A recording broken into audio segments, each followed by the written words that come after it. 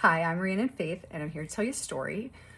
So, on the same vein of hair thread, no pun intended there, but my dad was always really keen on my sister and I having long hair. So, we had really long hair, and I mean like down past your waistline hair, long, and it was always really well maintained. And our mom would put it in braids.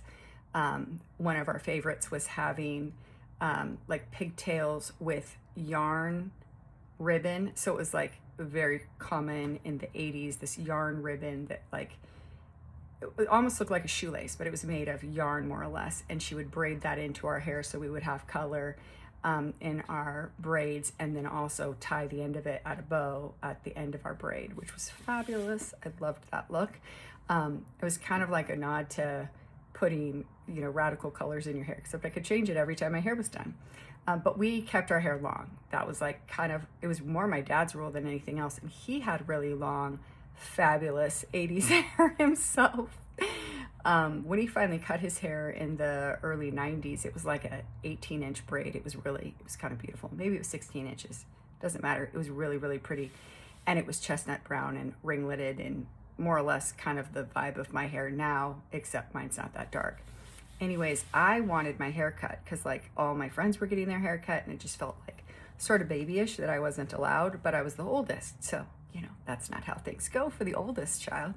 My sister, however, shenanigans, she got to cut her hair. She was in second grade. I was still begging at that point. I was in fifth grade then.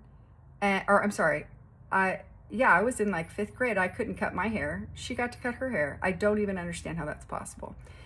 But I digress. I asked and I tried to like seek justification for the injustice of her getting to cut her hair while I was the oldest and I couldn't cut my hair. And my dad kept making his point that I cared for my hair well and I kept it brushed nicely, and so there was no reason for it to be cut. My sister was much more tender-headed and was not keen on having her hair braided or brushed. I mean, she brushed her hair. She was not a vagabond, but it was like a much more arduous experience because it hurt her.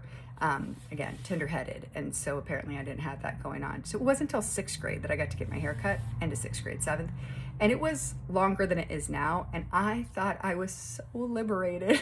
Like, it was so short. I was like, do you see my hair? How short it is? Oh my gosh. It was long. By all accounts, it was long, but I thought it was very short. And it was such a fun moment of like, now I'm all grown up, look at me with my short hair, so sassy. So now when I need to be sassy, I do cut my hair shorter. My husband enjoys that. And it does sort of go to my head. Come back again, I'll tell you another story.